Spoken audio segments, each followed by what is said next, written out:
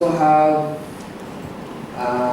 Sister Taslima Julia, inshallah, who is going to be the moderator, inshallah. So inshallah, I would like to call the dean to come and give an opening remarks for us. Inshallah, he's going to give us some tips. Maybe we can finish our pages by next week, inshallah.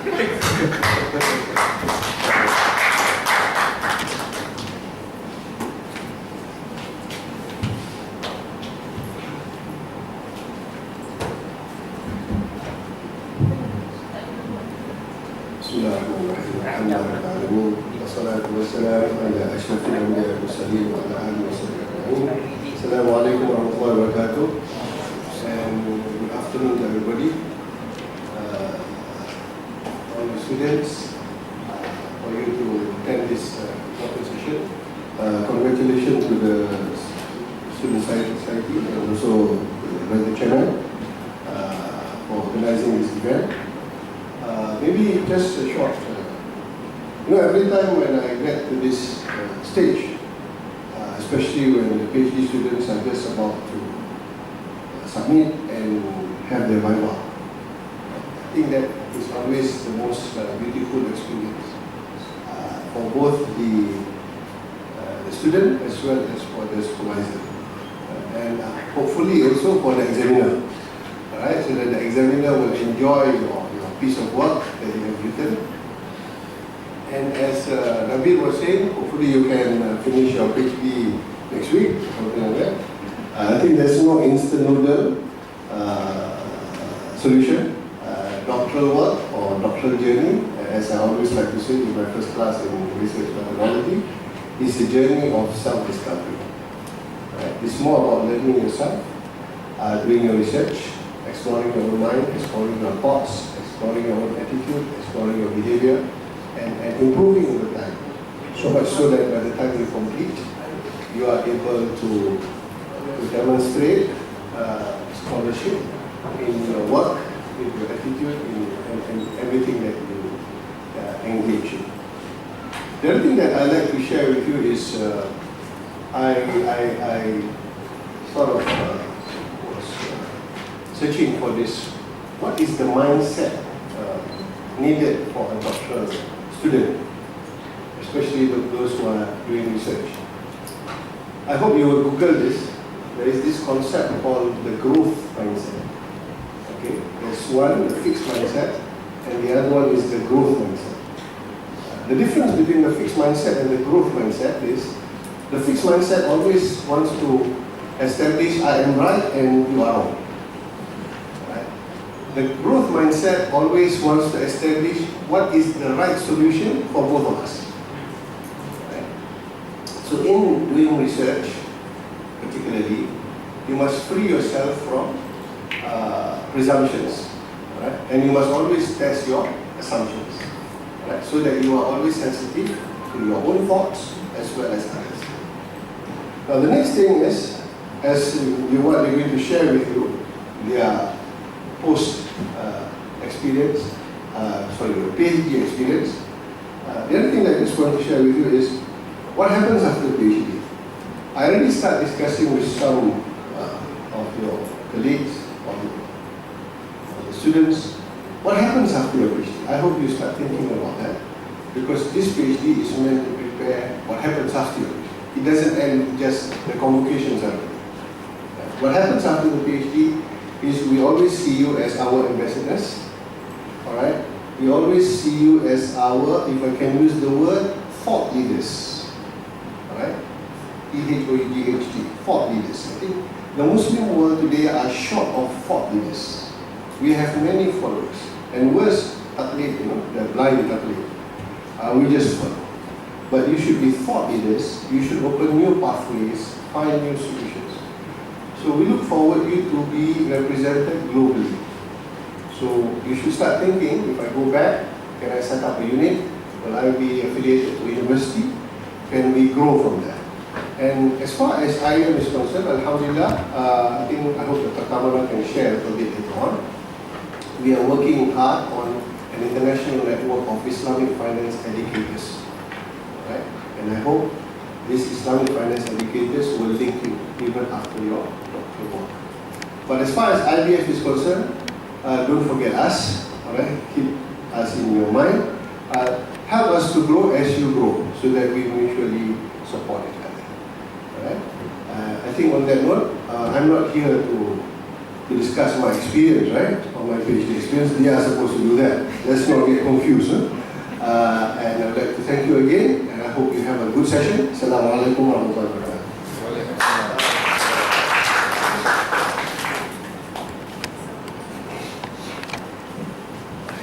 Thank you very much.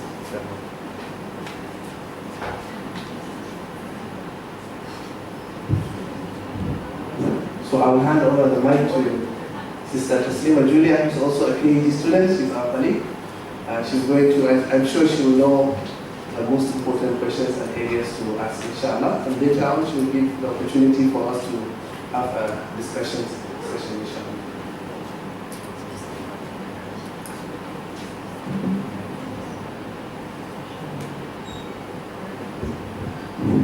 Assalamualaikum, dear brothers and sisters. I'm Taslima Julia, one of the PhD candidate of IIM Institute of Islamic Banking and Finance. And it's my honor to be here to moderate this session today. And thank you very much, Brother Nabil, our president of IIB Student Society, for trusting on me. And dear brothers and sisters, we all know why we are here today, right? We are here to enlighten our heart with the light of the experience of our scholar brothers and sisters who already have been doctored here and passed a very difficult time. And I hope that you will not mind if I call brother and sister, because from the bottom of my heart, I believe that we are indeed brothers and sisters of Islam, and we are one, keeping everything aside. So, and after today's sessions, I believe that we will be full of motivation, energy, confidence, and determination that inshallah we are going to complete our PhD journey within time. So without delay, I would like to introduce, actually you have been introduced with our panelists, so I would like to introduce and start our session. First, at the very beginning, the panelists will share their experiences, and later on we'll have our session that we can ask whatever we like to them. So from my right side, we have Brother, I would like to start from my right, and at the beginning we have Brother Dr. Muhammad Hadi Abdul Hamid. Okay? And he is the head of Sharia Research and Advisory, also the secretary of Sharia Committee, Itika Kakaful Barhead. He is also the former PhD student of Ahmad Ibrahim Kulia of Law, ICON. Next to him we have Brother Muhammad Mahboubi Ali. He's the head of Economics, Finance, Wakaf and Zakat Unit, International Institute of Advanced Islamic Studies, IIS, Malaysia. And he's also the Sharia Committee member of AFIM Islamic Bank, Barhead. He's the former PhD student of IIM Institute of Islamic Banking and Finance. At the left of me, we have Dr. Kamala Bayrams, and she is the Project Executive, Training and Development, International Council of Islamic Finance Educator, ICIF, and she's a former PhD student of IBF, Institute of Islamic Banking and Finance. So let's start to hear the experiences from our dear brothers and sisters. So we can start from Brother Muhammad Hadi Abdul Hamid. Okay, brother. Thank you. Assalamualaikum warahmatullahi wabarakatuh. So no question for me. So I just thought I want to say. Okay. First, you share your experience. Okay. First 10 minutes, you share your own experience, whatever you like. Later we'll ask you, okay? All the panelists will get 10 minutes time to express your own experiences. Okay, thank you. So to sum up the agony of 3 or 4 years doing PhD in 10 minutes, it's so difficult. But I try. First of all, thank you very much, Mr. Shalabi. Thank you to IBF Student Society. Thank you to all who are coming. All of you are future doctors. I can call you doctors. Thank you for inviting me to this session. Some of you may wonder why on earth this fellow sitting here graduated from ICOL, not from IBF, but talking here in front of IBF students. Just to clarify myself, I always consider myself as IBF student more than ICOLian, simply because my supervisor, Prof. Dr. Husni, she was seconded to IBF, so I think I was the last candidate PhD student in ICOL before she transferred to IBF. So throughout my 3 years experience in doing PhD, I come to IBF a lot more than ICOL itself. Especially during the Bukit Damansara years, I think 2013, 2014, and then here. So the bonding with IBF is more than ICOL, not to be biased or something. So that's the.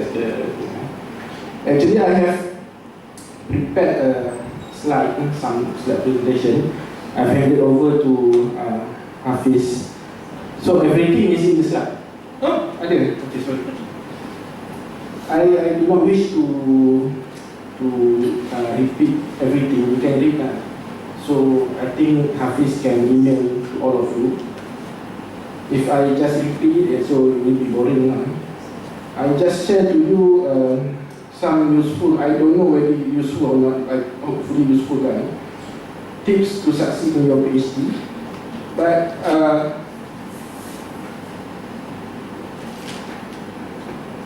boleh kita next. Okay, I start with the historical part too. You can read by your own. I want to share. Make sure that when you do your PhD, you need to know what is your intention. You must do your PhD for whatever reason, never mind. I always consider myself, I did my PhD for a wrong reason. A lot of history, never mind, you can read my slide, never mind, okay? But whatever it is, you must ensure that your niat is correct. So niat is important. So if your niat is correct, your deeds will follow your niat. But sometimes some people, the niat is correct but the deed is wrong. I remember I would not call him mentor because he didn't consider me as mentor, because he don't even know me. Tan Sri Abdul Omar, most of you know him as former CEO of Maybank. He is former minister and currently is chairman of Pemodalan Nasional Berhad. During the years in Maybank as a CEO, he used to told us, whatever that you do in this world, in this life, the two most important thing, you can do anything, but these two you must make sure that it is correct. Firstly, the niat, intention must be correct, and secondly, the action must be correct.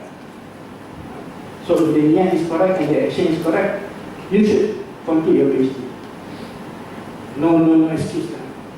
But if your niat is somehow swayed because of other factors, and your action also doesn't reflect what actually you want to do, most of the time we heard sad stories like those who are unable to complete the PhD student.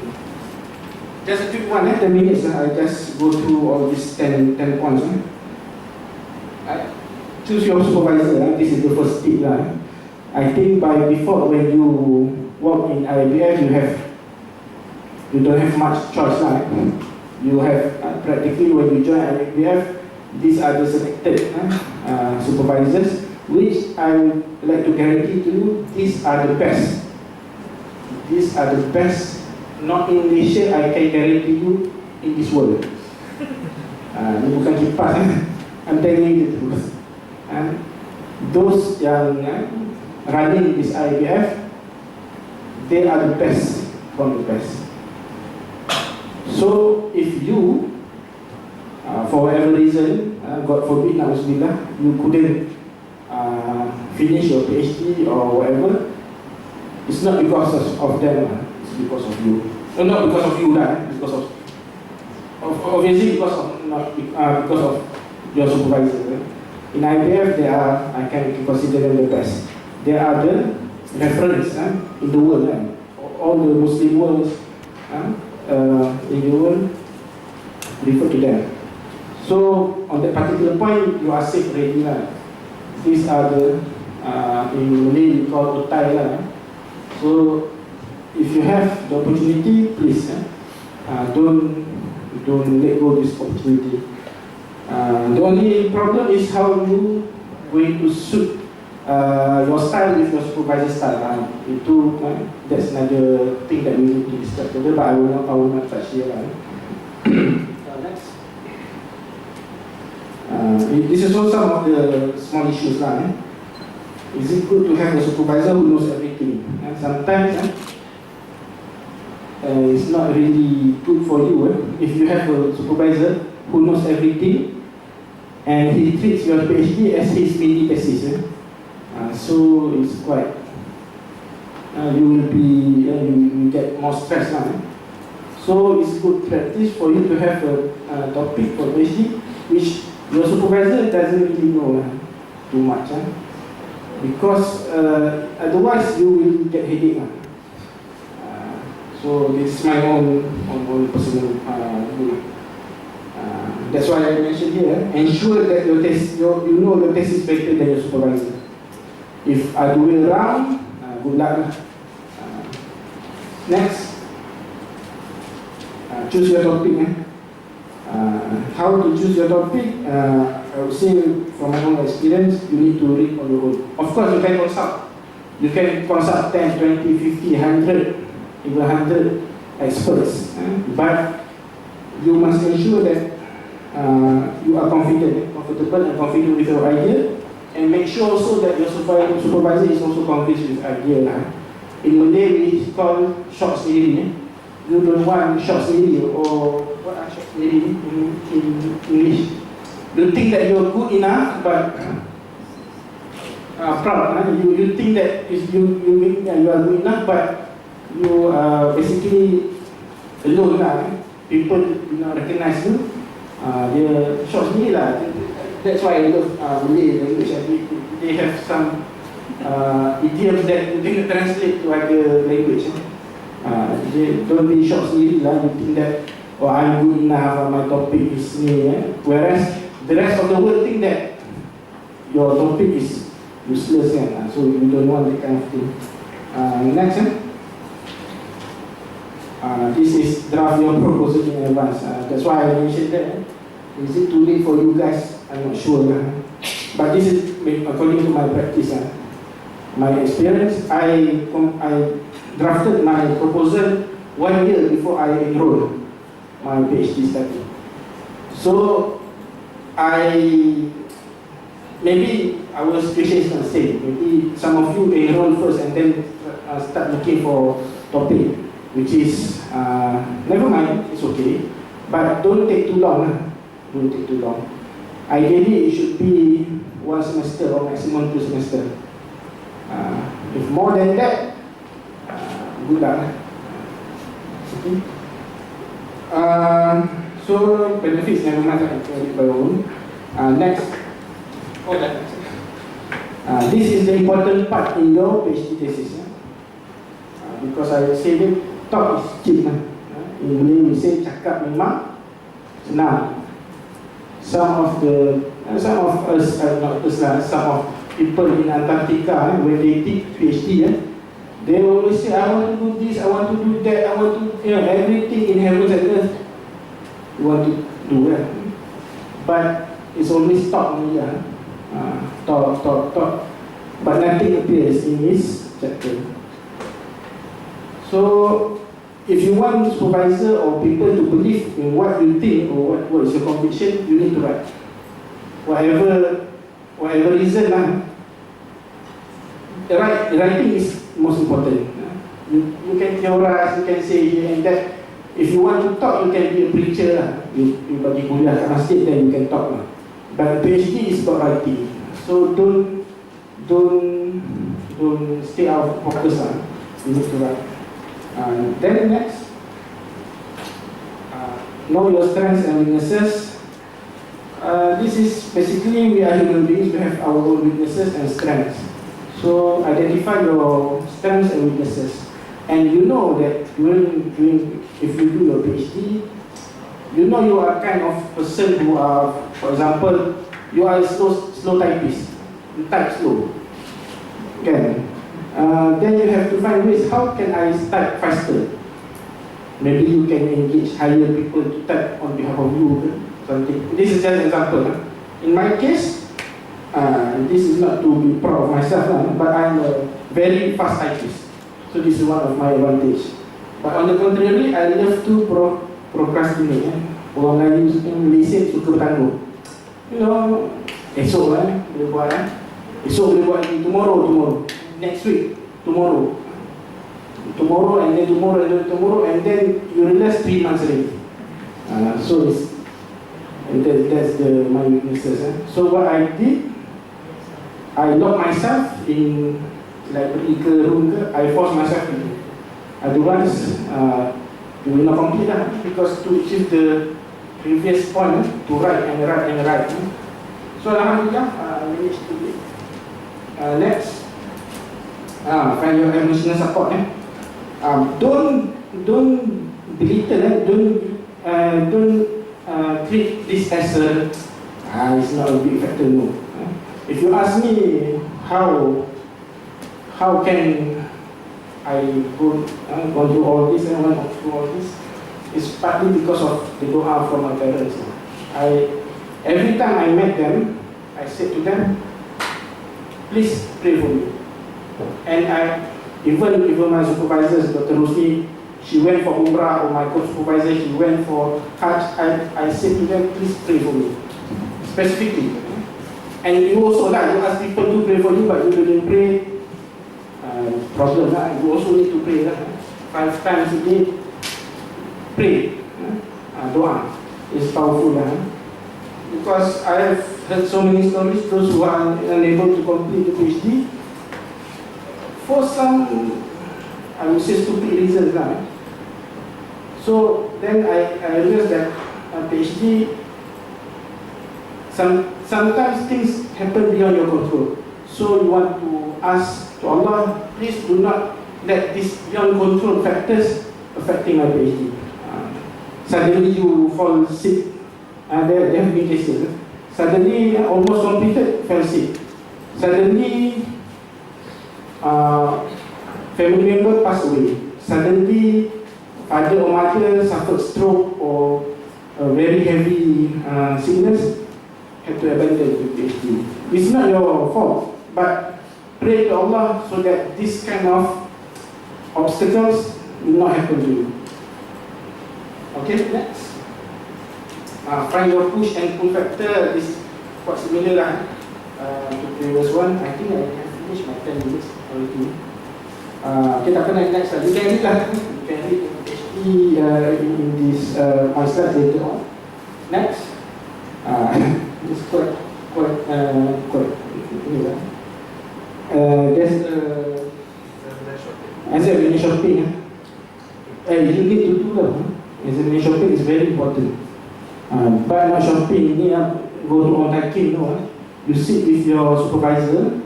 This is very important. Because there have been many cases, you got examiners from hell. That will make you suffer. There have been cases. I'm telling you true. It happens. So not that to say that, you discuss further with your supervisors now, but things happen now. They have been blacklisted examiners. Some examiners, I mentioned, Viva by ambush. Suddenly, out of nowhere, during the Viva session, he or she will attack you without mercy. So be careful. That's the function of dua, because we don't want this kind of people interrupt your PhD journey. Next, second last Viva session. This basic rule don't be too overconfident, but don't be too defensive. In the middle, because the fact is when you sit in your Viva, actually they want to pass you. Otherwise you won't be called to Viva. Actually, they really want you to give you PhD, but your attitude and your gesture, your demeanor must be appropriate.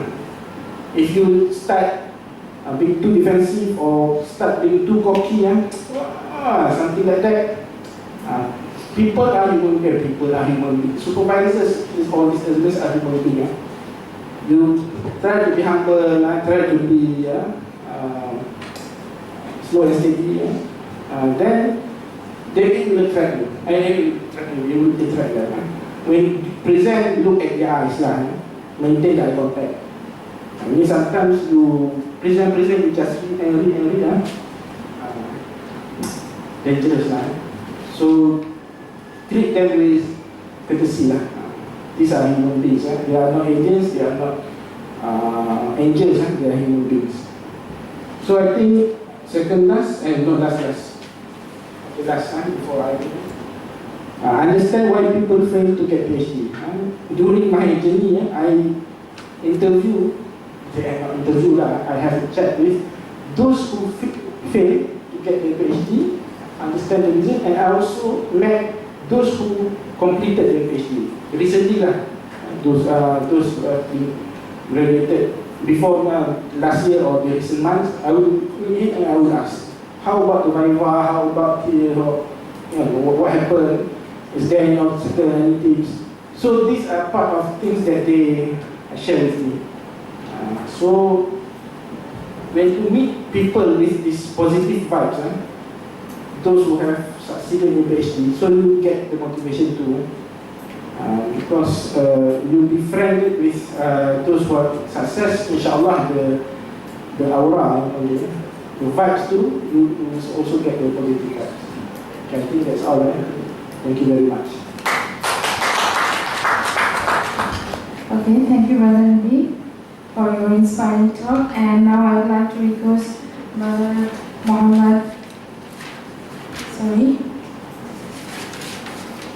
I would like to request Brother Dr. Muhammad Mahboubi Ali to share his experience.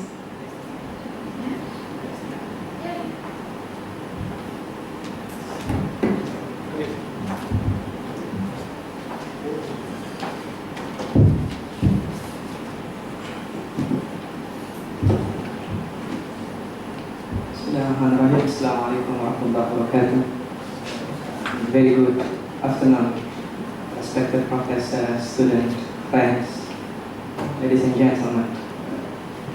It gives me a pleasure to share with you my experience during my PhD journey at the IIUM, Institute of Islamic Banking and Finance.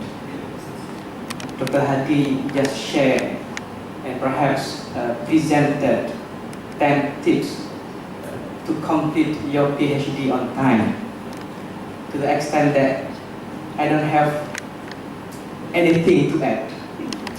So all my presentation or my sharing session or my tips has been covered by Dr. Hadi, and Dr. Hadi has already shared his success story, how to complete his PhD on time while working. But in my presentation, in my sharing session, perhaps I want to share with you on my failure story, on my PhD journey. Dr. Kamula perhaps later will also share with you on her success story. But my sharing session is more looking at my failure story for two reasons. First, I could not manage to complete my PhD within 3 years or on time. At least I have to apply for 1 year extension. But the good thing is that although I could not manage to complete with PhD within 3 years, but God gave me 3 kids within 3 years. This is the compensation from God. The second failure is that Dr. Hadi managed to finish his PhD, but while maintaining his work, his career in his institute, his company, Etika Takaful. Myself is that I have to complete my PhD and sacrifice my job. I quit from my work, my job at the ISRA, International Sharia Research Academy for Islamic Finance, ISRA, and focus in my Mi'raj. ISRA Mi'raj. What is Mi'raj? It's PhD, to reach the highest education degree. Okay. This is the thing that, something that for me, some of sacrifice in my PhD journey. While here I'm a foreigner and I have a full housewife with 3 kids. At the same time, I have no job, but I took that challenge to resign from my job, from my work, just to focus on my PhD so that I can complete also on time. But I believe that learning from 5-year story is also important so that you do not make the same mistake like me. I started my journey when I was working at the store as a teacher at that time. So at the first and the second semester, I had to come to class for quantitative, qualitative methodology, research whatsoever for 1 and 2 semesters. At the same time, I have to draft my research proposal. So how did I manage to write while I work? So normally I took 6 to 8 after working hour to start writing on my PhD, on my research proposal at that time, and during the weekend. So I used to leave my family and stay in library. At night I stay in Mahalla just to focus on my research proposal at that time, so that I have something to write. Otherwise, the workload that I had in Israel did not allow me even to think on my PhD. Even at that time, there was a case where I did not touch anything on my PhD for 1 year. For 1 year, yeah. I did nothing for my PhD because the moment you were assigned with many workload, research project, sometimes I had to take care of 7 projects at once. Then you forgot everything, especially your PhD. But of course, you didn't forget your wife and your family. But your PhD, you put aside, because if there is a conflict between your public work or your organization work and your personal passion, then you have to put aside your personal passion. Then at that time, I just skipped my PhD for almost 1 year, focusing on my work. But at the same time, I had to plan how I could continue with my PhD, because the moment we started our journey, we don't have any choice except to finish it. This is my commitment that I had. In fact, in my screen of computer laptop, I put that wallpaper, your PhD is priority. But in fact, your PhD is always less priority than your job. The challenge that I faced during my PhD, first is to choose the topic. I think Dr. Hadi has already shared with you. For some students, perhaps, they are facing difficulty to find a good topic or new topic. But in my case, because I I'm doing research almost every day, and I work in research center. So my difficulty is that to find to choose the appropriate and good topic, because we have so many work, so many research. For me, the good PhD student is that when they decided the topic on their PhD, we have already their interest and background on their study.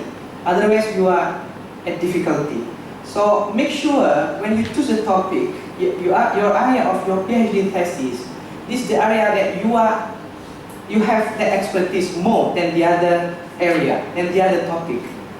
Or perhaps you have already prepared some primary research beforehand, so that you can simply expand from the previous research paper or primary research that you have already prepared earlier. Okay, another challenge that I face is that during the proposal defense, because some friends told me that don't worry about proposal defense, because your examiner will never read your proposal defense. They are very busy people. They will only ask whatever that you present in your slide. Then I took their advice. I already rely on my slide. Even I didn't bring my hard copy of my research paper, research proposal comprising more than 100 pages. Suddenly, after presentation, the examiner asked me page by page. See, open page 10, open page 40, 50. I have nothing. I was surprised because I expected that the question is only coming from the presentation slide, not from the proposal defense, from the research proposal that we have already submitted. So never undermine the examiner's business, the examiner's what we call, even the examiner is your friend. Never undermine that they will not read your research proposal. Be prepared, okay? So that you will not face the same problems like what I have faced before. Okay, Viva. How we can complete your Viva? How you can pass your Viva? I totally agree with Dr. Hadi that the examiner is appointed to pass you, not to fail you. Unless there is extraordinary situation that make examiner to fail you, they will never fail you. See, for example, of course, if there is substantial plagiarisms, then there is a reasonable evidence to fail your PhD. But as long as you prepare your PhD thesis based on the guideline by your supervisor, based on the guideline provided by the university, then I can guarantee that you will pass Viva examination, because the moment your supervisor has already specified with your work, at least 90% of your PhD is in your hand.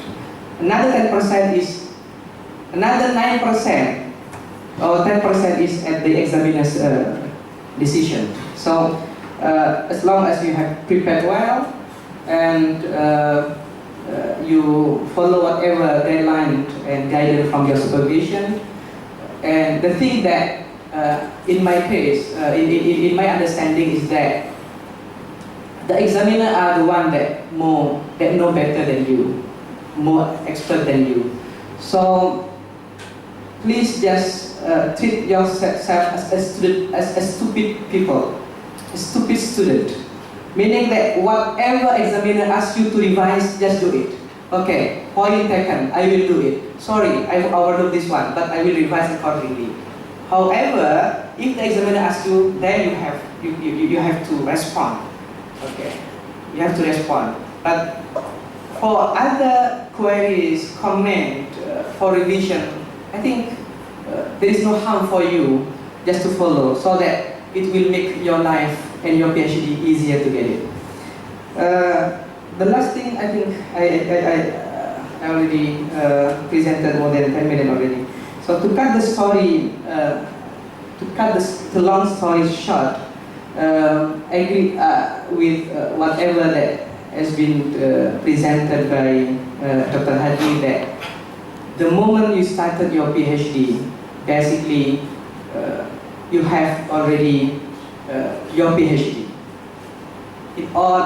The time is only a matter. For me, no matter you finish on time or after a time, as long as you finish it, then it is okay for you. In fact, I have created in my first semester of my PhD, together with my classmates, a WhatsApp group. The name of WhatsApp group is PhD on time, but none of us complete on time until now. Okay, so for me, time is only a matter for you to complete your PhD. So no matter you finish within 3 years, 4 years, but not too long, not 10 years. I think it's okay. If you can do your PhD while work, I think it's much better. I feel like that basically to sacrifice my work, because for me PhD is not everything. You cannot just simply put your whole life for your PhD, to forget everything, your job, your family. Sometimes you have to send your family to your country. I think it's not advisable. If you can bring your family here, still serve the community, the ummah, the industry, then it is much better. So that and it will assist you when, say for example, want to collect the data, because the moment you have that network, it is easier for you to send to get that respondent from the industry players. But of course, there are some that feel that it is almost impossible to finish the PhD while working. In fact, one of my course supervisor at that time said to me, when I was still working while doing PhD, he said that you can mahbubi, you can polygamy your wife, but not your PhD. Meaning that the moment you enter into PhD, you have to focus. It is easier for you to polygamy than completing your PhD. It is not my word, so don't be angry to me for females. It is the word of my supervisor. That you can polygamy your wife, but not PhD. And I asked also to one professor at ISRO, I asked, how can we manage to finish our PhD while we are working? Then what was the response? He said that, is there anyone that can complete his PhD on part-time basis? Is there anyone that can complete his PhD while working?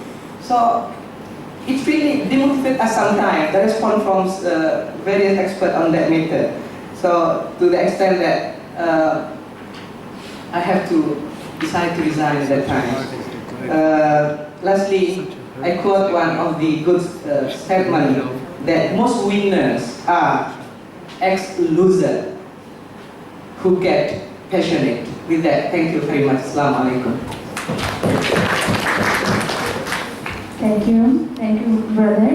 And now I'd like to hear from Dr. Kamala. Okay, sister, please share your experience with us. Assalamu alaikum, and very good afternoon, brothers and sisters. I was surprised when I see the list. I thought that all participants will be from IBF, but I saw that there are many students coming from ICOL. Now I know the reason. And also from other faculties like education. Maybe I stand. No, we can sit down. Well, I think I'm the one who recently finished PhD. I didn't attend my honor yet. It will be in November.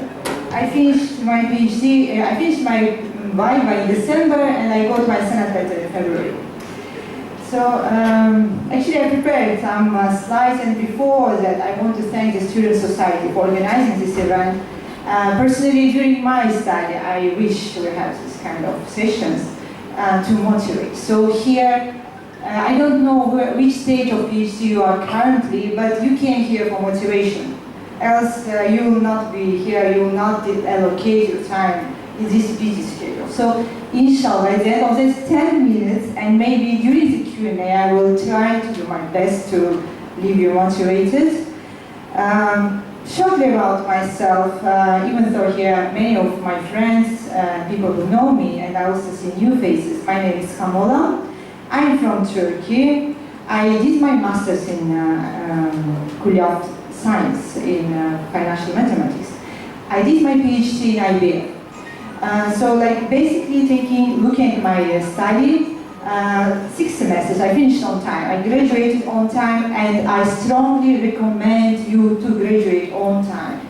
Don't take too long. PhD is something you can finish on time. These 3 years given by experts to you, which know that it is doable in 3 years. No need to exceed this time unless you're a working person. And if you're working, actually you're doing your PhD in 6 years, not in 3 years, correct?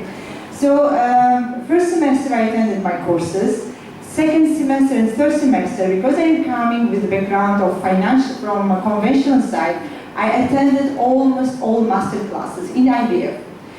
Another semester, 1, 2, 3, fourth semester, third semester, I had a baby, so I was with her for a few times. Then I was lucky, I had my mother who was taking care of her. Then another semester, I did a fellowship, 6 months in IFSB. So that time I sympathize with people who is working, because these 6 months I didn't look at my PhD thesis at all. And I finished everything in 2 semesters. Writing, starting from proposal defense until the end in 2 semesters, which says it is doable if you dedicate yourself. I spent two semesters in library, like sister here, we know each other there. I see faces, I know from library, sister doing her PhD in ICOL, and we know each other from library. So, can you please go to the next slide? I want to just share in a few minutes about do's. I have 9 points. I have more do's than don'ts. First of all, you have to dedicate yourself. What means to dedicate yourself? It means you have to choose a topic which really makes sense for you. Don't go for topic just because it is something in trend, just because your supervisor suggested you. Of course, you have to consider that. Before choosing the topic, you have to read a lot. You have to understand what's going on and what's the issue you want to solve. If you really believe in your topic, you will do that. You will do that. It will make, this is the biggest motivation is your contribution, actually. Second thing, discipline. You have to be self-disciplined. What this means, every day you have to do something for your PhD. I know, because sometimes you will be demotivated, sometimes you will be lazy, sometimes you will feel sick or whatever. But if you don't have any time, at least write a sentence. If you can write a sentence, or if you cannot write a page, write a sentence, a paragraph, but do something for your PhD. At least read 1 article. When you feel very much unmotivated, go to library and look at PhD thesis, which already completed. Okay.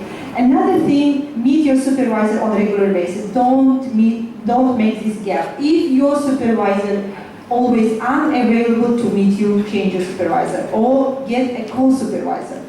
I was lucky. In this term I was lucky. My supervisor is Associated Dr. Adam Abdullah, Associated Professor Dr. Adam Abdullah. And I was lucky because he is very much punctual person.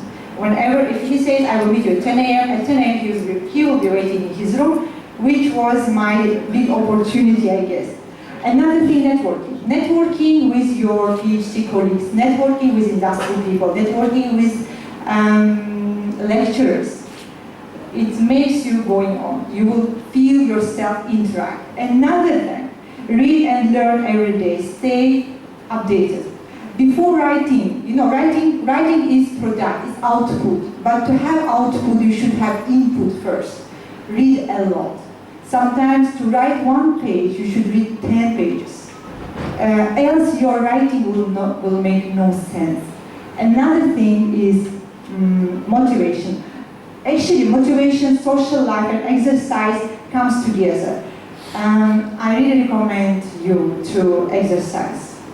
Do anything, walking, jogging, what you like. Play football for men, for females, and other sport types. But do exercise, because once you exercise, you will feel energy. energy for. Sometimes we say that, oh, we don't have time to exercise. No. Once you exercise, you teach yourself how to be disciplined. Wake up same time, exercise 15 minutes, 10 minutes, doesn't matter. And social life, keep in touch with your friends. Have fun. Don't think that PhD is just sitting in one room, locking yourself and writing and studying. No. You need to recharge yourself to give output. And of course, enjoy the journey of PhD. This is once in a lifetime. Maybe there are people who will have several PhDs, but actually it is once in a lifetime for most of us, right? So enjoy the journey. At the end of the day, you will be doctor, but make these moments memorable. Have a very strong network with your PhD friends. And remember one thing, that one day, all of you will be in very big positions.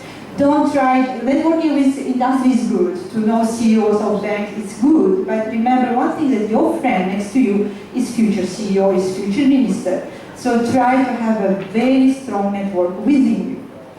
And actually for motivation, this is a movie. I guess most of you know this movie is Pursuit of Happiness. This is the movie which I watch when I feel demotivated. Can we go to the next slide? And I have only 4, don't procrastinate. Never say I will do it tomorrow, I will do it next month, I will do it, because once you procrastinate, it is gone. It is gone, basically it's gone. Never give up. And remember that if you give up today, tomorrow you will regret. So if you feel like really you are on the point, whatever the reason, there might be, most of the reason people face is financial difficulties. Before you switch off, okay, go and seek for assistance. Let people know that what kind of difficulty you are facing. Go and apply for scholarship. You will have PhD students, part-time PhD students who are also working. Tell them about your problem. Share your problem with people. And definitely you will find solution. Don't give up before you knock every door. Another thing, don't blame circumstances of people. Don't say because my supervisor is like that, because my wife is not giving me time to work, or my husband is not understanding, or my kids are too small. This is all our reasons. Don't blame circumstances. If you cannot do this, it is your problem. Just plan your time. Another thing, don't find excuse. I think blame circumstances of people. I find excuses something similar. And this picture actually it reflects, at the beginning of your PhD you will have planned. This semester I will do this, next semester I will do that. But reality is not like smooth as it seems. I have another 2 slides about Viva preparation and about defense itself. So before the Viva preparation, when you go into Viva, I don't know how many of you on that stage, but please read your thesis carefully.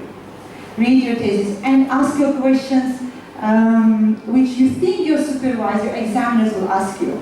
I was told by my senior colleagues that no one reads your thesis, don't worry. Go for Viva, no one reads your thesis, it's just formality, they already decided minor or measure, so you will pass. And as Brother Mahboubi said, Dr. Mahboubi Ali said, actually they read your thesis.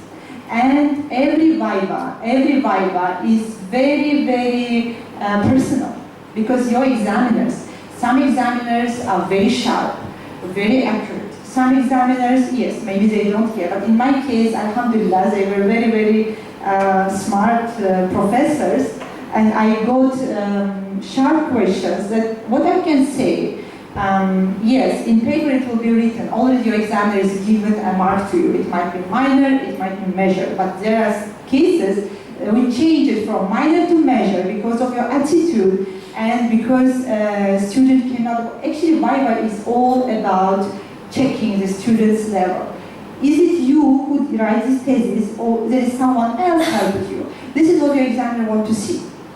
And you should know, like as a student, you know about your thesis, you know what's your strengths, you know your limits. When it comes to questions, okay, just about my presentation, sorry I jumped, ask questions to yourself which you think your examiner will ask. Know your strengths and weaknesses, and do mock Viva with your supervisor. Another thing, present in front of your friends to get the confidence. And last slide, during the defense day, first of all, about the confidence. I want to talk about confidence. Slightly, I'm not agree with Dr. Mahboubi. Don't consider you a student. You are smart. You came to the end of difficult journey. It means you are smart. Be confident. Don't be arrogant. Be confident, but you have to show that this is your work and you believe in what you have done. But don't be arrogant. If an examiner asks you a question, listen. No need to take it. No need to take it. No need to take every comment. Listen. In my case, my chairman at the end of my viva, he said that he never attended such a viva because I was basically not arguing, but defending my thesis. I defended my thesis literally. Because not every comment coming is relevant to your thesis, okay? And sometimes your examiner is expert in one area. And when he's reading your thesis, he or she reading your thesis, he will evaluate it from his own perspective. He will ask you to add this, to add that. If it is coming for literature review, let's say, your examiner asking you, oh, this is crucial work. Can you please add it? Okay. But if it's coming for methodology part, and your examiner says you have to change your arrivals or add, which you know that it will take another 6 months, or you have to rerun your data, please try to justify that what you have done is enough to meet your objectives. This is important, and I think we have to have another session just for viva preparation. Viva and defense. This is very important because this is what I was like. I just went to YouTube videos, I read a lot of literature, and I was lucky. My father is professor, and he also motivated me a lot. Another thing, during your viva, don't exceed time given to you. If they say you have 15 minutes, just finish it in 15 minutes sharp. Leave time for comments, for Q&A session. And if you don't know the answer to the question, don't fabricate it. This is very important. Yeah. Don't try to say something because they will not understand that you are fabricating. You should be honest. Don't say, I don't know. But you can say, oh, I will think about that. Thank you for that. But there will be something very, very polite way, but not also putting yourself too much down. But you should be careful on that part. And of course, defend your thesis, and I wish to all of you to finish this journey on time, and don't think it's something very, very difficult to do. Just dedicate yourself, be disciplined, stay tuned. And with that, thank you very much, and I think we will have Q&A session.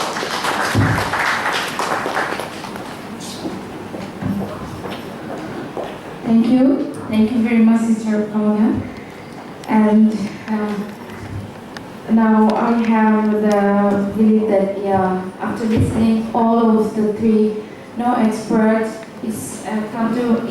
the point is clear to us that we are unique actually. Our situation is unique. Like Brother Hadi was full-time professional, and he completed his work on time. Then Brother Mahboubi was also full-time professional, and he has taken a bit in a long time. And Sister Kaula having lots of complications in his family, like she has given birth of a kid's baby, but she was, I guess, full-time student, right? Yeah, and completed within time. So our situation is really unique. Yeah. But I am completely agree with Brother Hadi that our intention is really very important. Since beginning, if our intention is that, yes, I'm here just to achieve a PhD, then yes, within time we can complete it. There is no problem of that. But I also know that, I also come to know that it's when we have good understanding with your colleagues, with your mates, classmates, then we come to know that yes, there are lots of friends whose intention is not to do the PhD actually, And they have different other, reasons why they join to PhD. Why sometimes they have maybe problems in their own country, so they need to stay in foreign land. So this is the best way of staying in foreign land. Maybe these are the reasons. But if your intention is good, then definitely it's easy. And definitely direction is also important. That is the supervisor. And I 100% agree with Brother Hadi in this point that if you are a student of IPF, then you have the best guide. Alhamdulillah, in this case, we have no confusion that all the supervisors here are highly qualified and they will give you time. Okay? This case, we have no complications. So in this situation, direction is okay. So we need to clear our intention that what we are doing in case of IPF students. Okay. One thing I want to ask to Brother Hadi about that, you talk about like examiner shopping. Can you please make this point clear? Because actually we are going to face, right, the examiners. So how we can do this and how you actually did that in your journey? This is official secret. Actually, you have to collaborate with your supervisor. You cannot.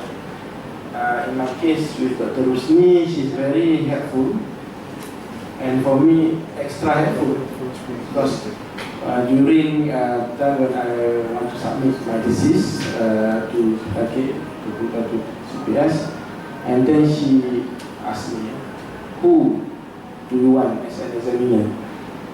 And then I was dumbfounded, and I asked her, "I can choose." I can choose. Then she said, can arrange for that. So we went through several names, internal and external examiners. Internal meaning IBF or IEM, also external outside universities. For me, my approach, which is I think is be a success. Do not aim for those top Sharia scholars or professors or those glamour. No. What you need is a PhD. And you don't need these people or that people become examiner. People won't ask you. Even sometimes when you got PhD, people won't ask you, where did you get your PhD? No, people won't ask you. When you was your doctor lah.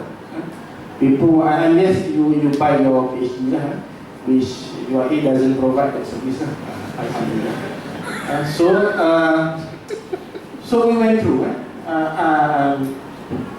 several top names, but Dr. Rusni, being very frank, she told me that if this fella, no need this professor, and then she not backbiting or riba, but she told me that why this fella, this professor is difficult.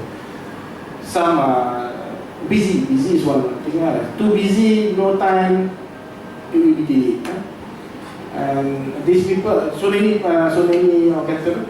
If in hadith, science of hadith, there's a science we call al-jarh wa ta'dil. Science to criticize the narrator. So examination shopping is actually jarh wa ta'dil on the examiners. So these people, this professor have to try to record. Read your thesis for 1 year, never come back. This one, he is okay, but whatever. So we went through several names, and we decided 3-4 combination, which Alhamdulillah, true to her prediction and my prediction, these are the people who I would like to contribute to my success, not because of me, but because of these examiners. They are very supportive and they don't have any interest to demonize you or to jeopardize your future. They just want to help. Alhamdulillah, I managed to get it. But if you ask the seniors, even I asked our seniors, the late submission is normal. I had to follow up.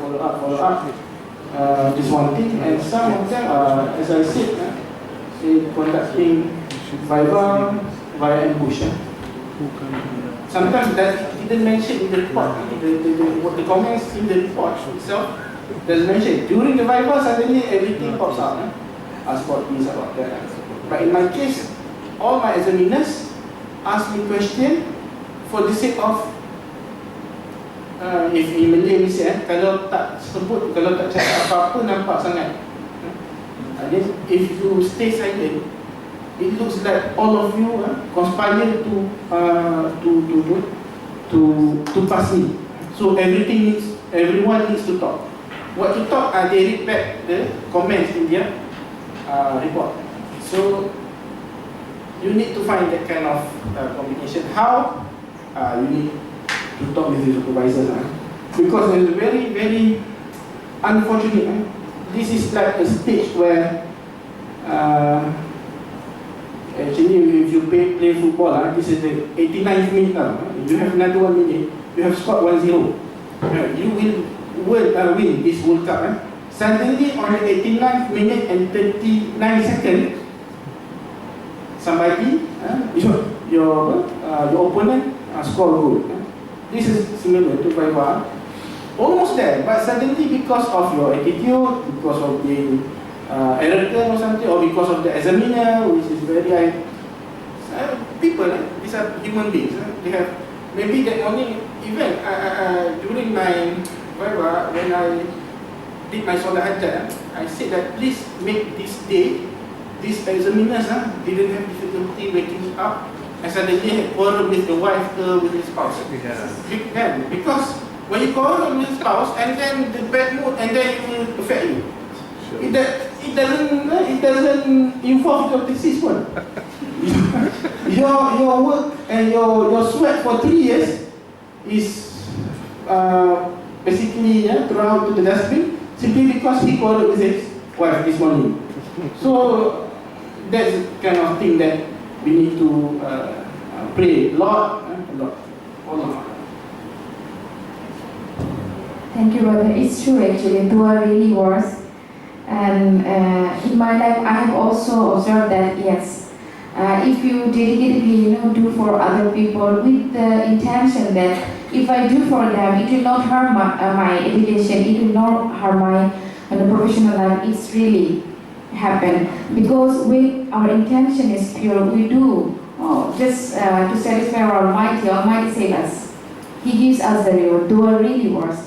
And thank you, Brother Hadi, for reminding us that we need to be dedicated in this part, in prayer, in asking dua from others. It really works. Now I would like to go to Brother Mahbub Ali. Brother Ali was very much family oriented. Alhamdulillah, it's good. Me too. Because I don't think that PhD is such a journey that after completion of that we will do such a thing that it will bring a lot of changes in our life. Also, it will bring a lot of changes in the history of literature. I don't think so. So we for that we need not to sacrifice our family. We need to cope up with our family. We need to balance it. And you have just did it 1 year, and I don't think it's much actually because it was full time, worker, full time working people, and alhamdulillah you have been blessed by 3 kids. So 1 year extension is not much, but I want to 1 semester extension. It's not actually too much, but I want to know from you that after quitting your job, how you balance your family life, expenditure, education, this I'm really curious to know because maybe it will give light to some other brothers and sisters who also want to quit his job and want to give full time into their study. Maybe that will guide them. Yeah. Thanks. Before I respond to your question, basically I'm with Dr. Hadi sharing the same supervisor, Professor Zuli, but the difference is that Dr. Hadi is a good student. I'm not really good.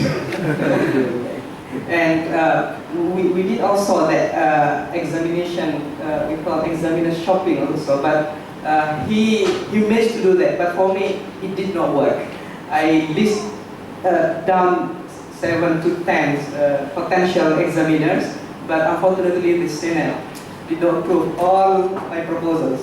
So suddenly the examiner are new faces in my life, in my paper. Okay, to respond to that, how do we balance between family, work, and how do you survive in it? Because I have to take care of my 3 kids, wife. At the same time, I decided to quit from my jobs. So the question is not only coming from you. In fact, my superior, my boss at that time, when I tendered my resignation, was surprised. How do you survive? You are a husband with 3 kids, with family, you are friend, and you don't have any scholarship, and you have to pay your tuition fee as well. So how do you survive?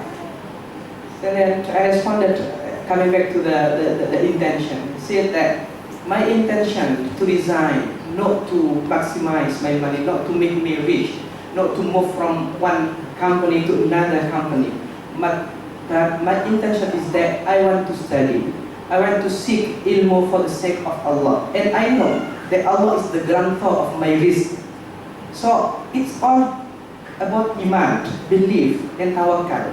If you are firm and you believe that God will guarantee your life, your family, because when we are born, basically God has already guaranteed your risk, your life. So I never worry on this, because at that time, even my boss said to me that in Malaysia, if there is a couple, if there is a family, the husband is working while the wife is not working, even the life expenses, the salary of the husband cannot cover the life expenses in Malaysia. So most of the family in Malaysia are working, both husband and wife. But now your wife is a full housewife, and now you want to resign from a job. It's crazy. So I tendered 3 times, and he declined my resignation. And I convinced her many times that there is no much difference between me when I work and me when I focus on my study, because I have that belief on risk. So I resigned at the time, but I have saving that at least if I did not any income during that study, I can still survive until 5 to 6 months. At least that saving. So during that 6 months, at least I can find some freelance or whatsoever job. So after I resigned, see how God responded to your belief, to your iman. After 1 week from my resignation, then I got a call from one bank offering me to become a Sharia committee member. Okay, and then what happened? When he offered me a remuneration, that remuneration is exactly equivalent to 1 monthly salary that I received from Israel. With only 1 time meeting in a month, that bank, that Islamic financial institution, offered me that remuneration equivalent to my salary that I have already forgo, because I have that intention to finish my PhD. And in addition to that, quitting from job does not mean that you don't work, because this is the importance of networking and silaturahim, because I have so many friends from the industry. So when people know that I'm not attached with any institution, then they engage me to become their consultants. I used to be Sharia consultant for Zico, Sharia advisory during my freelance times, during my study. I used to be a Sharia consultant also for Islam Consultancy, student partners, and I conducted training many times for Amani Academy Center of Excellence. To the extent that after I quit from my job, my monthly income is double, even triple than the salary that I received from my previous company. So the point that I want to highlight here, don't worry about your life. You have God that has already guaranteed your life and your study. Allahu Akbar. Alhamdulillah. Your story is really inspiring, and your tawakkul to Allah is so much that you have just trust on Allah, and you have just shut down one door, and Almighty has opened for you lots of doors. And Alhamdulillah, we expect that Almighty will give us such kind of iman. Okay, next I would like to come to Dr. Kamala, sister. You have given lots of tips to us, beautiful tips. I think, yeah, Alhamdulillah, those are really excellent. And now I would like to know that after finishing your PhD, immediately you have received a job right here, and it's also inspiring to us. I want to know that how we actually need to work for that, and how you achieve that actually. Thank you very much, Sister Taslima. Here I agree with Dr. Mahboubi Ali. Risk comes from Allah. If you do your job properly and you are not looking for money per se, money will come to you. So during my time, also maybe it will be suggestion for students. If you get any internship offer, if you get any fellowship offer, accept it. It will be, of course, you will be not receiving too much money. In ICP, I started as research assistant. The company I'm working right now, I started as a research assistant. It is International Council of Islamic Finance Educators. My remuneration was very, very humble. But at that time, I just submitted my thesis, and actually I was just waiting for my viva. And I approached my supervisor, asking, Dr. Adam, I have this 4-6 months, and I don't want to sit at home just doing nothing. Is there anything I can do, I can contribute? And he said, yes, Kamola, come to ICP, we have some project, you will be research assistant of that project. So it was 4 months contract. After 4 months contract, I got extension for that, research assistancy contract. And at the end, they offered me full-time job. So maybe it will be something like for students I can recommend to, at the initial stage while you are a student, don't look for big money, look for experience you can gain. For example, before joining IFSB, Islamic Financial Services Board, I did research, I was a research fellow there for 6 months.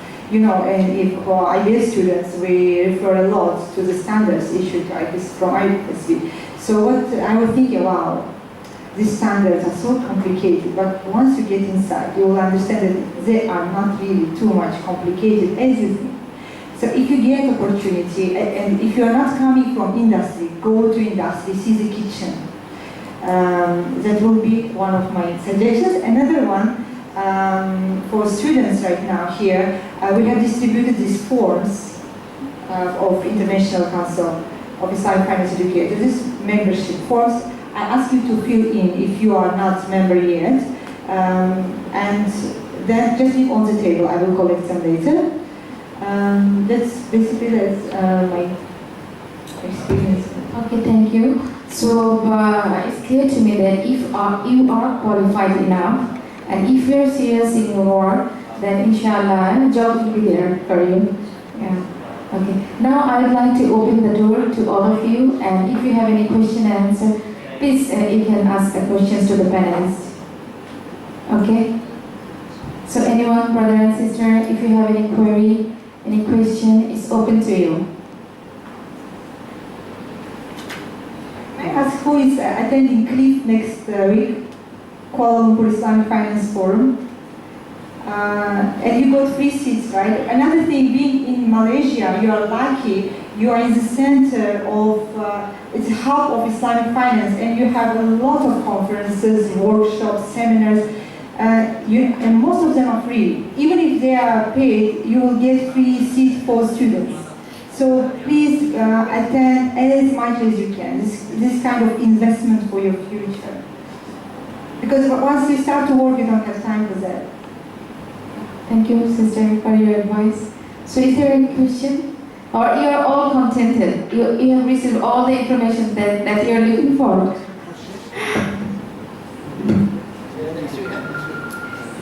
So brother Nabil, do you have any question? Yeah, I wanted others to ask first. Maybe we are all looking for somebody to start. No questions? want to ask any question? So you want to ask me a question? Yeah, let me ask. Okay. Assalamualaikum, dear respected panelists.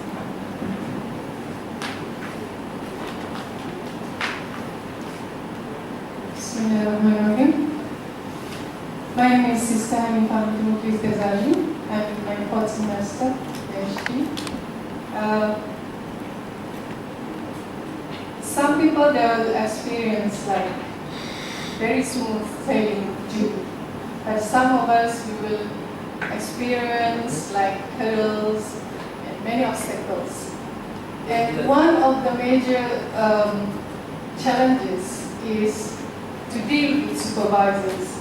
As we know that IBF is a very good, as you mentioned before, like IBF, they have a very talented, very good supervisors and whatnot.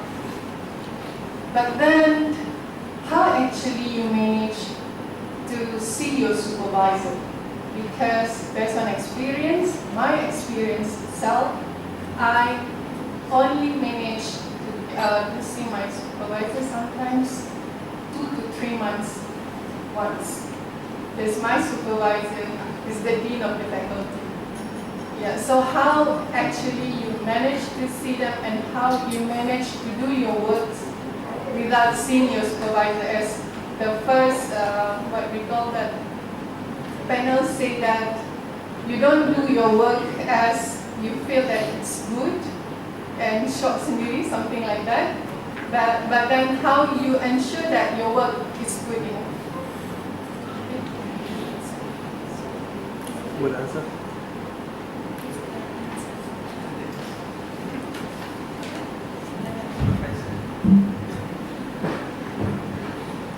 All need to answer also. Everyone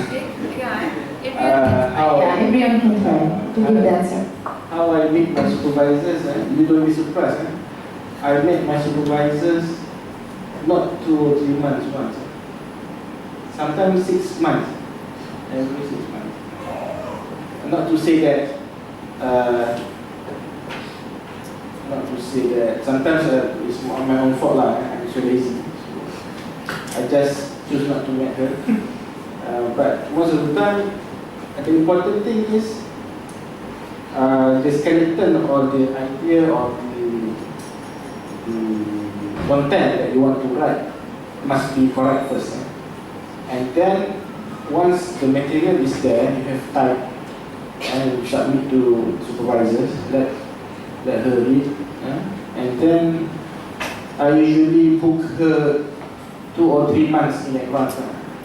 Because she's very busy. During that time, she was the Syariah Advisory Council of Negara. So you can imagine. But I think the same like Prof. or Dr. Aznan, these are all busy people. But they will make time, and you also need to make time. And I do not consider engaging supervisors too frequent is good for me. Is my perspective, because they have so many other things to do. As long as you think that you are doing the right thing,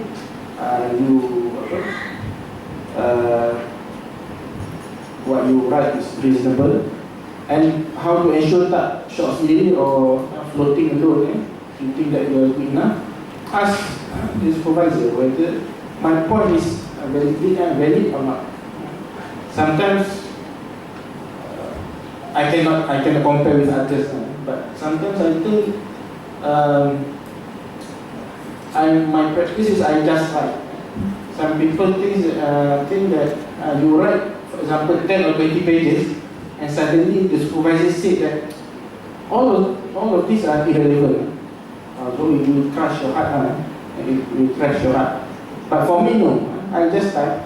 If you think that this is irrelevant, as I mentioned in the slide, then I will recycle the point, and I will, indeed, I recycle the point and I publish another paper, these irrelevant points, and I manage to publish the paper, because irrelevant doesn't mean that it's not good or useless. Irrelevant means it's relevant for the thesis, but for the literature or for just article, it's still useful. Unless you don't talk rubbish lah, then you talk rubbish, really useless. So, for me, I don't know lah about this answer. Meeting supervisor frequently is not my style, and I think Dr. Rosni also, she's comfortable with that. Because you must remember lah, supervisors, they have all their work, their KPI, their family, their commitment. Naturally, they wouldn't bother whether you pass or you didn't pass, it's up to you. But if you have the determination that you, sometimes the supervisor, if you meet him or her too frequent, every month you meet him but without any progress, sometimes orang you say sakit hati juga kan, dia datang asyik keep disturbing me without anything. Unless that you, but if you keep coming and meeting your supervisors, just imagine every month you come one subchapter. I think he also become motivated, or this candidate can finish within 2 years. Yeah. So just balance, balance. Do not be too close or not to be too far from your supervisor. Don't rest. Try to. I know busy. Supervisors are very busy. Try and get to know his or her schedule. Sometimes that's not sometimes. I always notice in advance. For example, if Dr. Rosni, she is SSC of Benegara, I take note of all the, kalau Benegara ni meeting whole calendar year we know.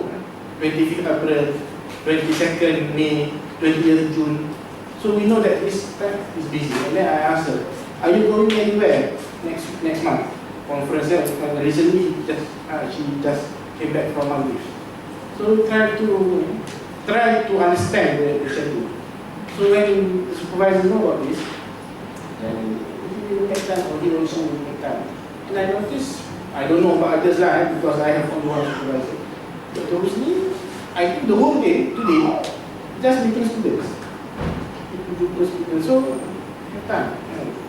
But if you don't have time, I can help.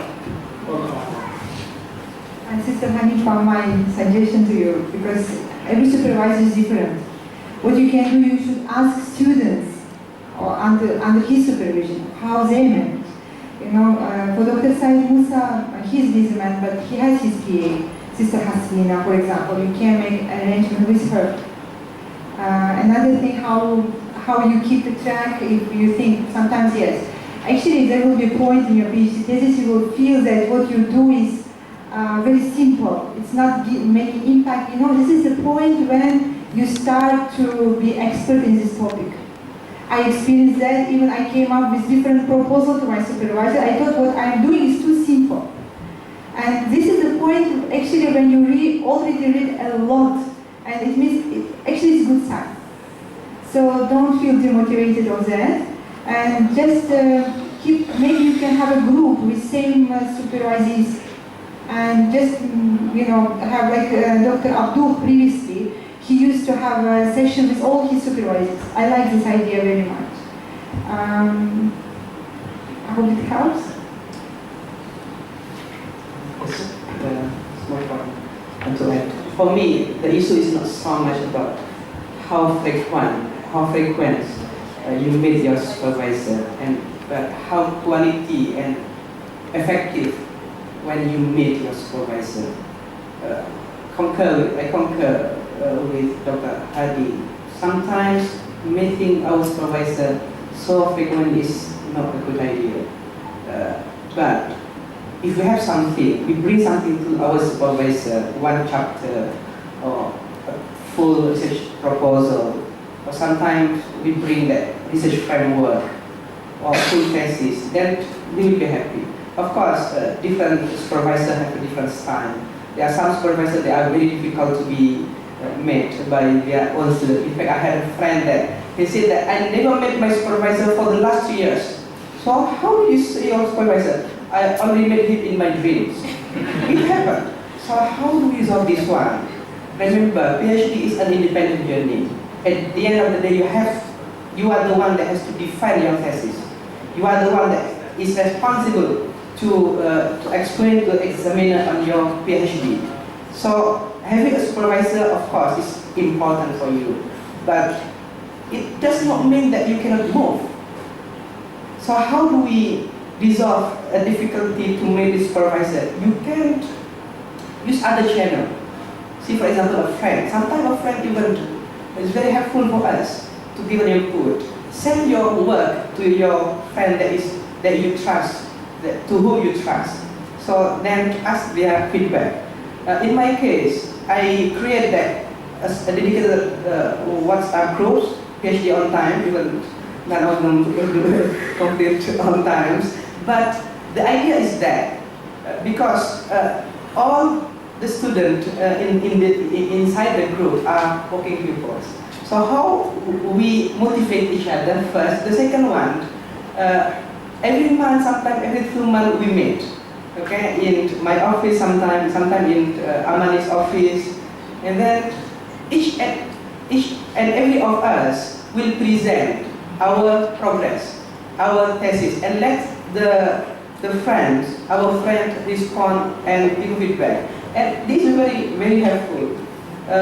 In Dr. Rusni's style, she invited her supervisees sometimes twice a year or three times a year for mini colloquiums, where each and every student presented his PhD and the rest commented on that. These are some of the ideas that perhaps can overcome some of the issue on how do we manage the meeting with the supervisor. Thank you. Thank you, brother.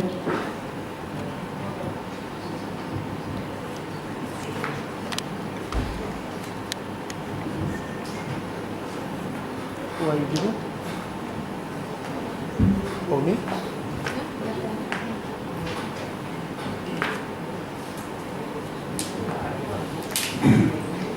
Thank you so much. My name is Muhammad, and I'm a practicing lawyer. I'm head of corporate and commercial in a GCC-based law firm. And I recently enrolled myself here. I think it's what I understood from the experience shared by brothers and Sister Kamala, that PhD is a very much a personal story. And this has taken me to my story as a student here. Taking it further from the question raised by the sister regarding how frequently we can get in touch with our supervisor. In my case, with 3 kids like Brother Mahboobi, 2 of them in boarding school, 1 of them with me, and my PhD here. So it seems like I have my own personal story to tell, maybe after 6 years or 3 years, who knows. But this is something, challenging for me, which I'm really considering. How frequently I can be available in the campus. That's the second question, that how frequently I can see my supervisor. For me, the challenging part is how frequently I can be available on the campus. Because like Brother Mahboobi, I don't see myself, I'll be able to just resign and, dedicate myself on the campus. So, this will be something very helpful for people like me, who have this challenging situation. I'm working between Muscat and Dubai, and I have something of my own in UK, and my family in Pakistan, and my wife from Indonesia, and my PhD here. So I don't know. Somebody has a situation like that, but this is something. Perhaps maybe when I complete my PhD, I will be the right person to reflect on. But I would like to listen from all of you. And anyone want to contribute on that how, a situation like that can be overcome. Thank you so much. I hope it didn't take much time. Thanks.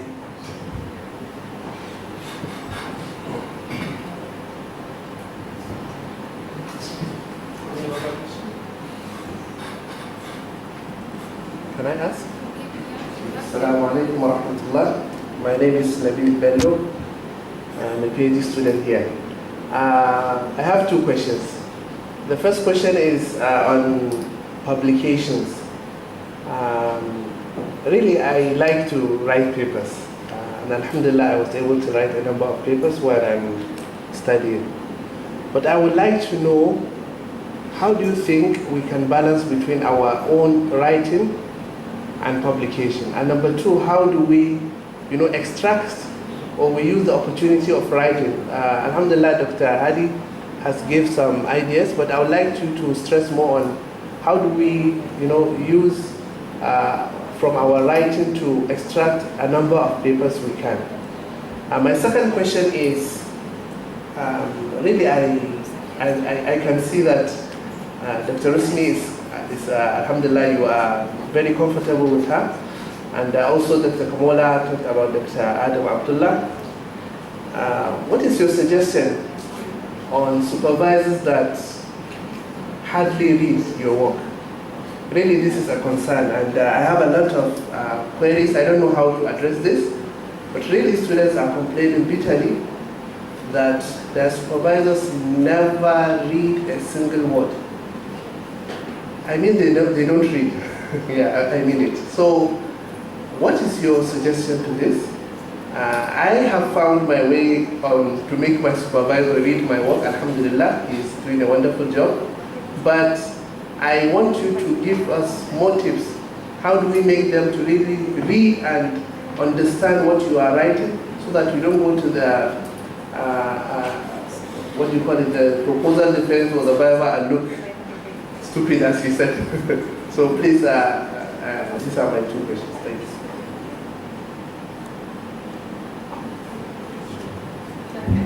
Let me start the response. In regard to how do we motivate our supervisor to read our work, I think I can share my own experience.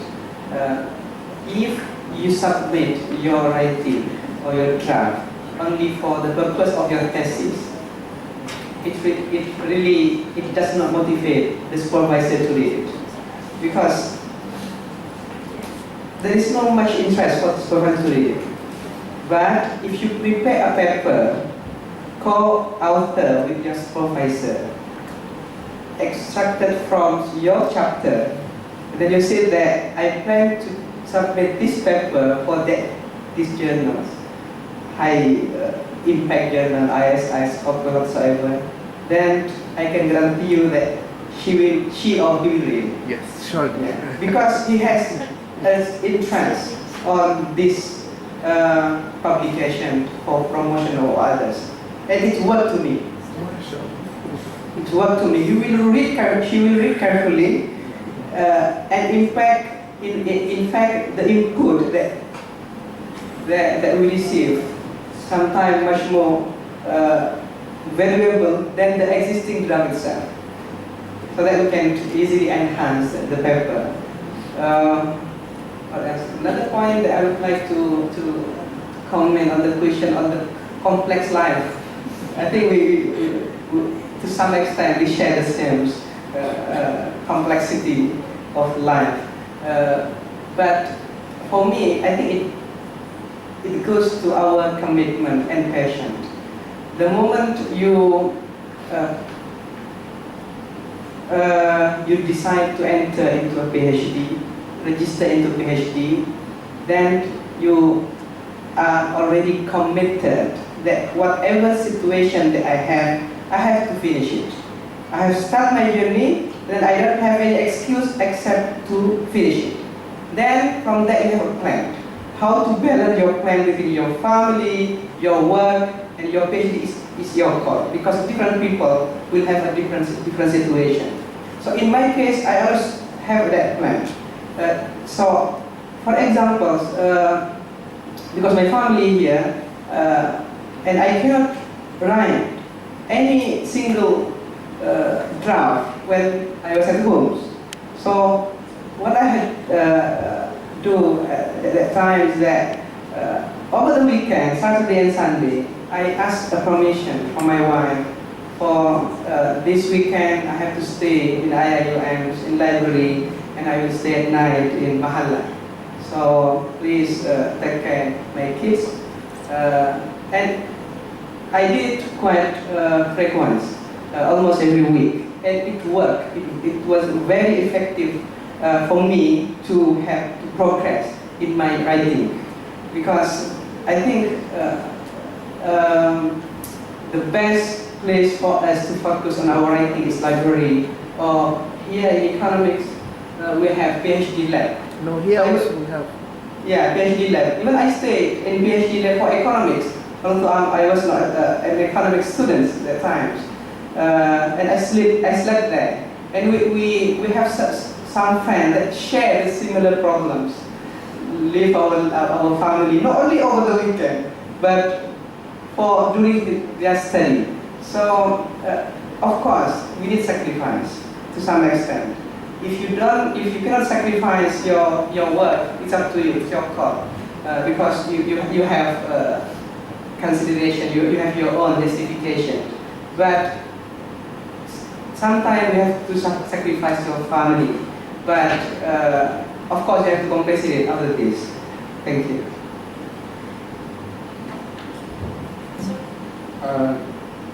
Actually, I agree with Dr. Muhammad. I did the same thing.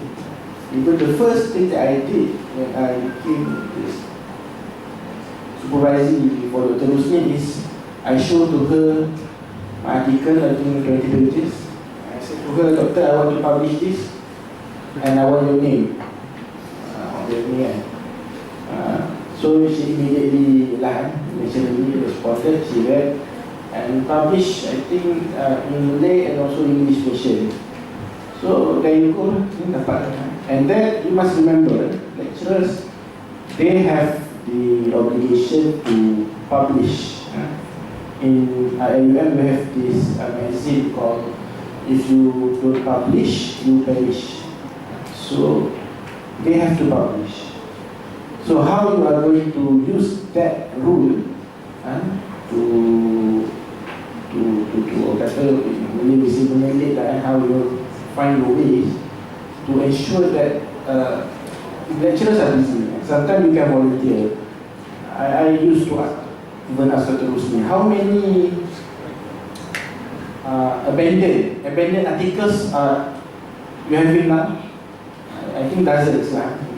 So anything that you need to proofread or something that maybe perhaps related to my PhD thesis, which I help, or my thesis PhD, which can be turned into articles. My supervisor, she is really smart on that thing. Every time we on chapter 1, 2, 3, she in her mind, she already imagine this is a chapter for a book. The whole chapter, this can be used as a book. You can publish this book or this article. So the way she thinks actually, but actually once again my supervisor not yours now.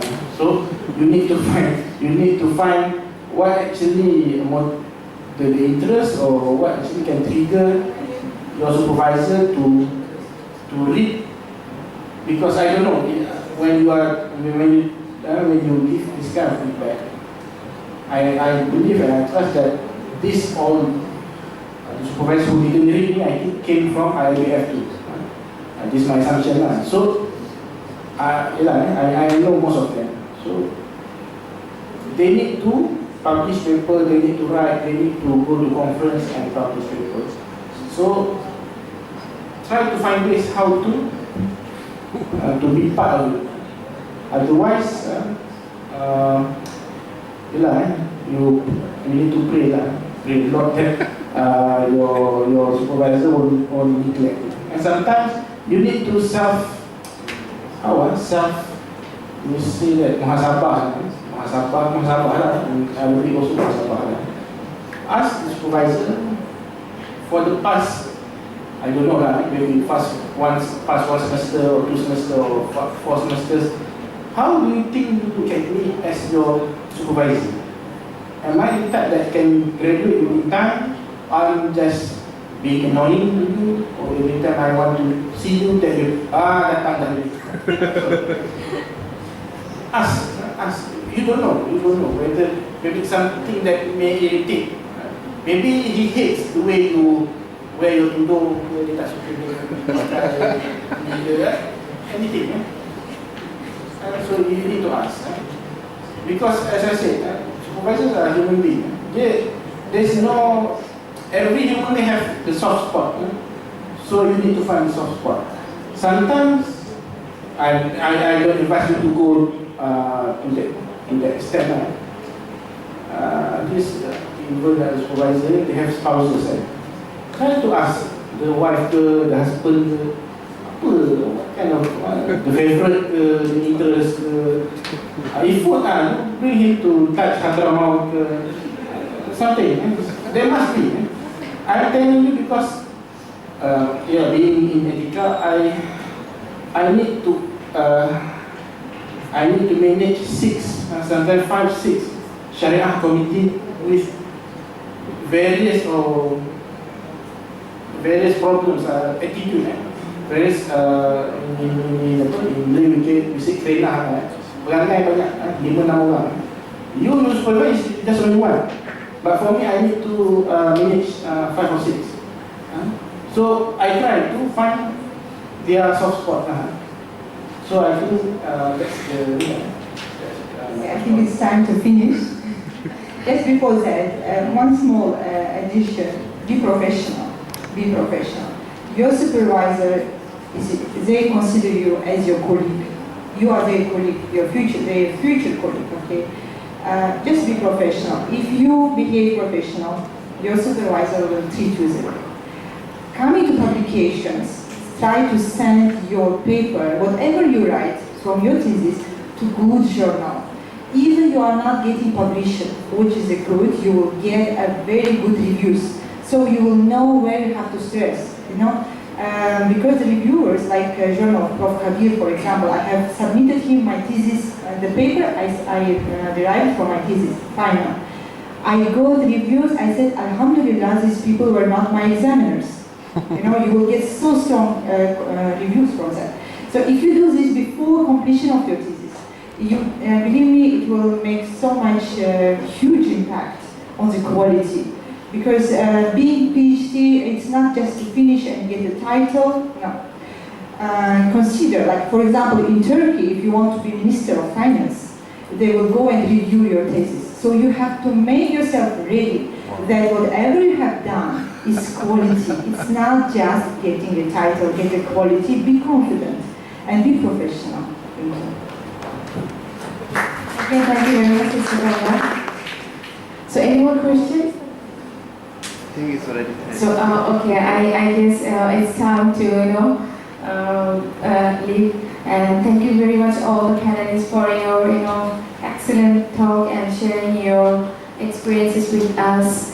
I really feel motivated, and as I told before that after today's event, inshallah, we all of you will be, full of motivation. Yeah, of course. Yeah, brother. Yeah. For me, PhD is a unique journey. Sometimes it's a lovely journey. Sometimes it's painful. But no matter how difficult it is, we have to put the trust in God.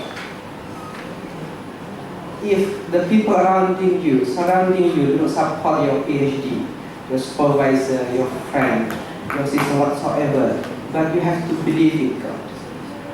You have to pray. You have to ask God to ease your journey. Because I still believe that if there is anyone that can support your PhD, your life, that can assist your life, except God, except Allah, Allah is more than enough for you. وَكَفَى بِاللَّهِ حَسِيبًا وَكَفَى بِاللَّهِ نَصِيرًا. Thank you. Thank you very much, brother. And I would like to conclude today's sessions. Before that, I would like to hand over the gifts, our student society arrange for our guests, panelists. Okay.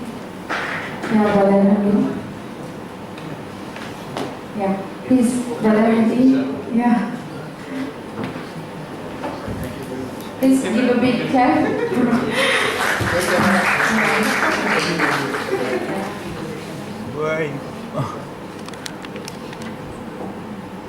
Okay, next, brother Mahmoud.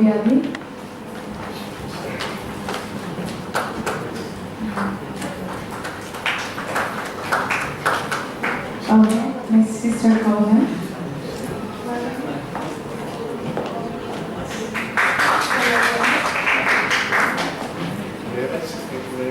Okay, thank you all the panelists and all brothers and sisters for your patient hearing, and special thanks to the panelists for your time.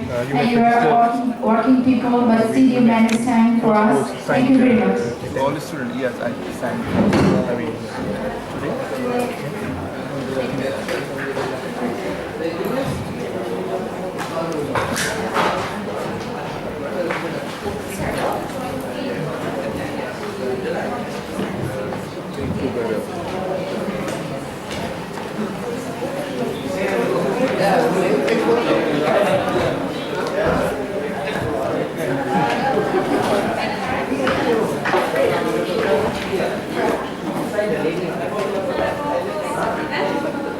No group photo?